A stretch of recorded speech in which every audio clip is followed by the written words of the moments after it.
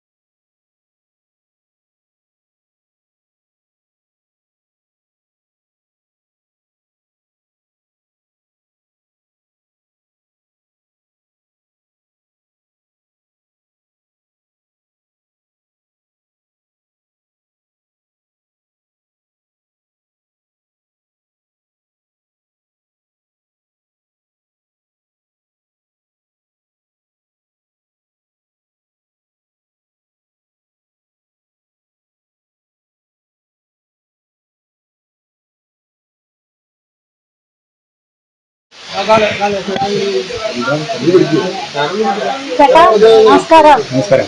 എന്തുണ്ട് വിശേഷം? നല്ല വിശേഷം. മാങ്കുളത്ത് എങ്ങനെ പോണു? മാങ്ങളം കുഴപ്പമില്ല, സീസൺ നല്ല രീതിയിൽ പോകുന്നു. 2-3 വർഷത്തെ പ്രളയവും കോവിഡും കഴിഞ്ഞിട്ട് മാങ്ങളം ടൂറിസ്റ്റ് ഉത്സവമായി വരുന്നു. കുഴപ്പമില്ല. വിദേശികളും ലോകത്തിന് ഇഷ്ടം ആൾക്കാർ വരുന്നുണ്ട്. നല്ല രീതിയിൽ പോകുന്നു ടൂറിസം. ഇപ്പൊ തന്നെ നോക്കാം, ഇവരുടെ പവലിയൻ ബ്ലോക്ക് പഞ്ചായത്ത് കൊണ്ടുവരുന്ന പവലിയൻ നിറച്ച ആൾക്കാരാണ്. നല്ല രീതിയിൽ പോകുന്നു, കുഴപ്പമില്ല. നാളെ എവിടുന്ന വരുന്നത്? ഞങ്ങള് തൃശ്ശൂരാണ്. ഞങ്ങളൊരു 20 പേരടങ്ങുന്ന ഒരു കുടുംബം ഒരു സംഗമത്തിന് വന്നിരിക്കുകയാണ്. ഞങ്ങൾക്ക് വളരെയധികം സന്തോഷം തോന്നി. അപ്പൊ ചേട്ടന്റെ എക്സ്പീരിയൻസ് ഒന്ന് പറയൂ. എങ്ങനെയാണ് ചേട്ടൻ ഈ നാട്ടിൽ വന്നിട്ട് എത്ര കാലമായി? ഞങ്ങള് ശരിക്കും പറഞ്ഞാൽ 35-40 വർഷമായി മാങ്കുളത്ത്. ഞങ്ങളുടെ ഫാദറിനെ സ്ഥലം മേടിച്ച് വന്നതാണ്. 40 വർഷമായിട്ട്. മാങ്കുളം എന്ന് പറഞ്ഞാൽ ഇതൊരു ഓർഗാനിക് വില്ലേജാണ്, ജൈവഗ്രാമം. ഞങ്ങൾ പണ്ട് മൂന്നാർ ഗ്രാമപഞ്ചായത്തായിരുന്നു. ഒരു 15 വർഷം മുമ്പ് ഞങ്ങൾ മൂന്നാർ ഗ്രാമപഞ്ചായത്തിലെ 10ാം വാർഡ് കുതിച്ച് മാങ്കുളം ഒരു പഞ്ചായത്താക്കി. അതിനുശേഷമാണ് ഈ മാങ്കുളം എന്ന സ്ഥലമുണ്ടെന്ന് ആൾക്കാർ അറിയുന്നത്. ഇപ്പോൾ ആൾക്കാരൊന്നും മൂന്നാർ ഇങ്ങനെ വട്ടവട കോവിൽ മേഖലയിലോട്ടൊന്നും പോകുന്നില്ല.